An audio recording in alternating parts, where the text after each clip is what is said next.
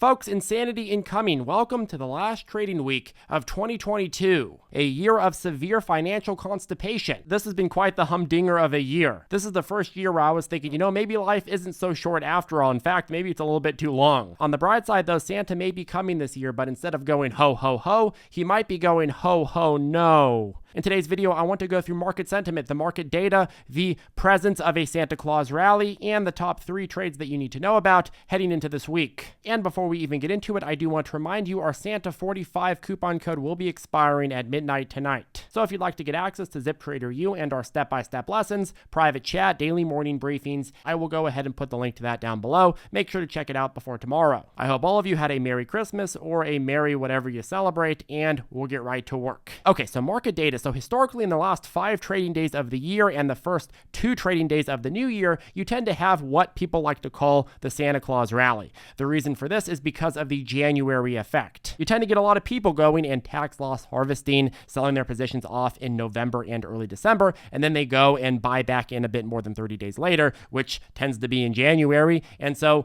people think that if they buy in before that January re-buyback in period happens, then they're going to be able to buy in at depressed prices and ride the wave upward. And usually the more the market is down before the January situation happens, the more the rally is. However, according to MarketWatch, historically when stock market gains failed to materialize during the Santa stretch, the S&P 500 eked out just a 0.53% average gain in the first quarter that followed. And you actually look at some of the worst Santa Claus stretch performance over the last 2 decades, like in 2007 and 1999, well, that negative performance came right before or during massive market contractions. So if nothing else, if we don't get the historical Santa rally this year, well, that's an even bigger omen for 2023 and how bad it's going to be. It could mean that people aren't even willing to bet that tax loss harvesters are going to buy back in January, just like they weren't willing to bet that they would back here and here. Next, now that we're about to head into a new trading year in about a week, I want to go ahead and bring up this market cycle chart from Wall Street cheat sheet. So usually during an uptrend after a long period of nothingness, you have the emotions of disbelief in the rally, then you have hope, then you have optimism, then you have belief, then thrill, then euphoria, and then it starts dumping again. You have complacency, we just need to cool off until the next rally, people say, and then you have anxiety. Why am I getting margin called? This dip is taking longer than expected, the holy triple layer dip. Then you have denial. Oh, my investments are with great companies. Dogecoin will never go bankrupt. They will all come back. Then you have panic. Everyone is selling. I need to get out now. And then capitulation. I'm getting 100% out of the markets. I can't afford to lose any more. I'm down 75, 90, 95%. Now is the time to capitulate. And then you go through this period of anger and eventually total depression due to all of the money that was lost over the downtrending part of this cycle. And then when things start actually recovering, you get disbelief and think, oh no, this is another sucker's rally. I'm not going to be a sucker this time. And it's worth mentioning that this overall chart can take not just months, but actually up to many years to complete, and each stage can be short or can be long, which makes it really difficult to gauge, right? But the question that I have for you is, where do you think, in terms of the broader market, we are in this overall cycle? Which part of the cycle are we on? Let us know your thoughts in the comment section down below. Because obviously, if you're somebody looking for long-term deals, the point of maximum financial opportunity is in the trough, which is somewhere around the anger to depression stage, right? Ideally, if you're a long-term holder, you'd probably want to buy in somewhere around there, right? So where do I think we are in this current cycle? Well, you've certainly had certain areas of the market that have had versions of panic and capitulation. But in the broader market, in a broader sense, it's hard to argue that the S&P 500 has had capitulation or even any sort of real panic. We're down 19% from highs in a year that quite frankly has seen the worst pace of tightening we've ever seen before, alongside the backdrop of 4-decade high inflation and wars and all of that. The market is down 19% in an economy that is so constipated that not even Taco Bell could clear it up. In order to get panic and capitulation, you need to get to a period of time where the vast consensus is everyone is getting out. Let's run for the exits, ask questions later. And while we've had many panics this year, they don't resemble a real sustained peak panic stage like you would see in this overall trend. You need one that creates this massive sustained dump that leads to full-on capitulation, and then what follows is a period of time where markets don't really bounce back at all because few are motivated to buy again, and so markets stay flat and depressive for long stretches of time before people emotionally can handle belief in getting back into the market again. Long-term holders are the ones that set floors in the stock market. Every single time you get a massive crash, those are the ones that are the last to capitulate. But once they've capitulated, it's very, very difficult to get them back in the market because they were very, very strong during the downtrend. They said, we won't sell no matter what. So once they've capitulated, all of a sudden they now have the idea that we won't buy no matter what, which makes it very, very difficult for markets to see any sort of rally once they've gotten to that anger phase, right? And they don't come back very easily, not until markets have once again recovered quite a bit. And you go back to the chart on the S&P, quite frankly, we've had some aggressive downtrends, but even the most recent one got bought up super fast. And again, remember, after peak panic and capitulation, people don't come back in and buy up dips again for a long time. So therefore, in my view, I would argue that in the broader market, you are somewhere around denial. You've had a lot of participants who are in the boat of saying, okay, well, yeah, sure, the Fed raised rates at a faster pace than has destroyed previous economies and previous markets, but then those same participants are still in denial that that's going to have a big impact on anything. It's common for analysts to say, yeah, maybe a little bit of a slowdown, but that's not going to impact my companies. That's not going to impact my market, as if even the strongest buildings aren't damaged when there's a tsunami. The main difference between a good and a bad company in a financial storm is whether it can hold out and survive. But all companies get damaged, right? And when you're in an economic bloodbathery period, all companies lose value, at least the ones that are negatively impacted. Obviously, there's some that take advantage of the situation or are positioned to, but most get damaged. And so right now, we are in this denial stage where people are outrightly denying that the economy is going to contract at all in 2023, and certainly not massively contract, which is what's most likely to happen in my view.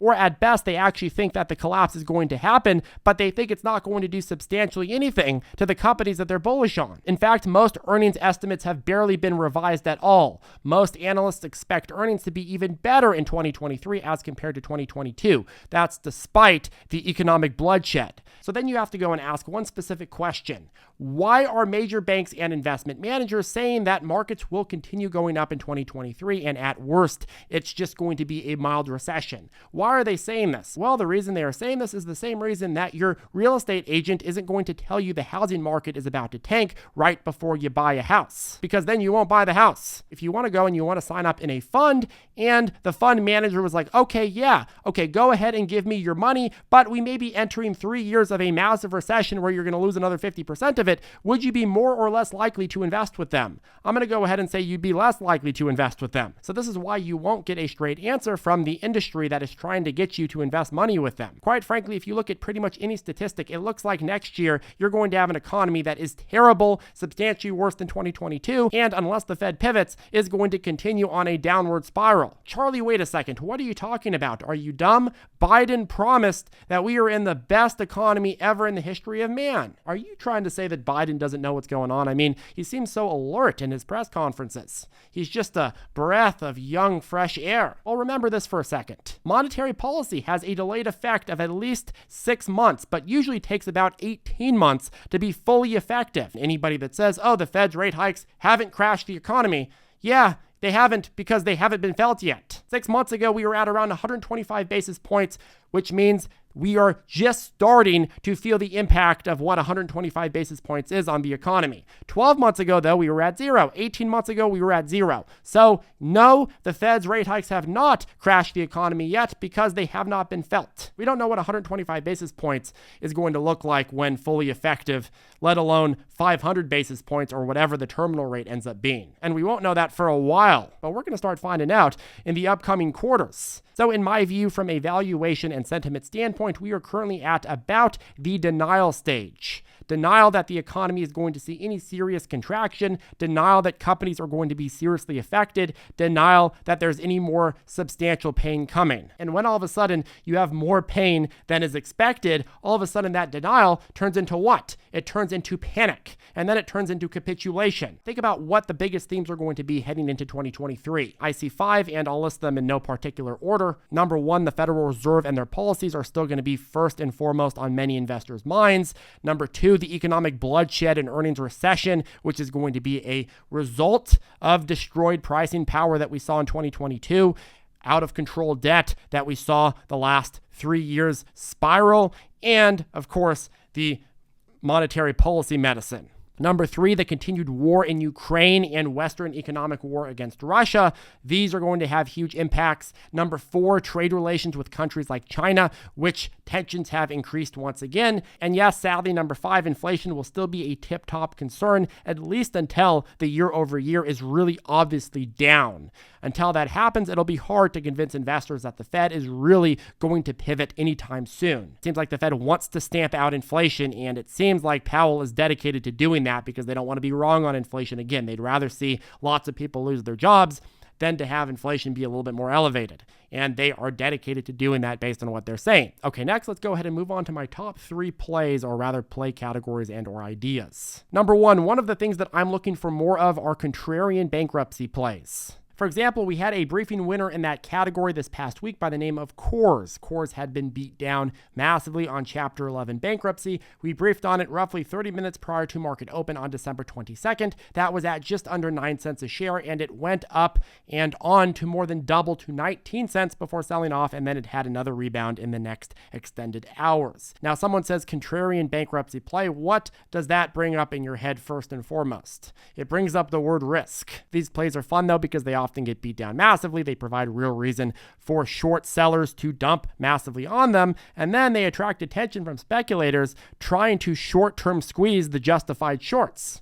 And the fact that these are often so low float causes them to really skyrocket. But they almost always lose that steam very, very quickly and dump massively. So it's very important that if you are going to play and look for contrarian bankruptcy rally plays, like we've called out several times in the past, well, sure, play them if you want, but have clear risk management and clear, real expectations. These are not stocks to buy and hold, no matter how much some random person on Twitter tells you need to hold them. My thought process is throw them in the garbage as fast as possible. Number 2, you have the VIX futures. I think one of the most underrated tools in the trading space is the value in trading the VIX. If you were following us back in the beginning of the 2020 cough crisis, we recommended VIX instruments at that time, and those skyrocketed as fear and uncertainty and doubt skyrocketed. And I believe as we head into 2023, that is going to be a very big theme once again. You look at the VIX right now, things are pretty calm. The VIX has calmed down to around 20, which is elevated historically, but for 2022, I mean, that's pretty low, especially considering we were just at around 30 in October. I believe you're going to see a spike up to 30 and beyond sometime in the next month or two, especially as earnings reports start coming out. Perhaps even this week if we get some crazy year-end catalysts. So how do you play the VIX, Charlie? Well, UVXY leverages the VIX 1.5 times, and SVXY shorts the VIX. SVXY has done way better recently as the VIX has calmed down, but UVXY may have its turn just around the corner. And number 3, the third best trade right now. Well, I believe that the third best trade right now, and maybe the best trade right now, is really cash. Wealth destruction will continue to be prevalent in 2023, and as people rush to sell shares and property cheap, those who have some cash will be kings. I understand fully well that inflation has been bad, but equity drops and overall valuation drops and complete obliteration throughout the economy have been way worse this year, and looks like they're going to be way worse again in 2023.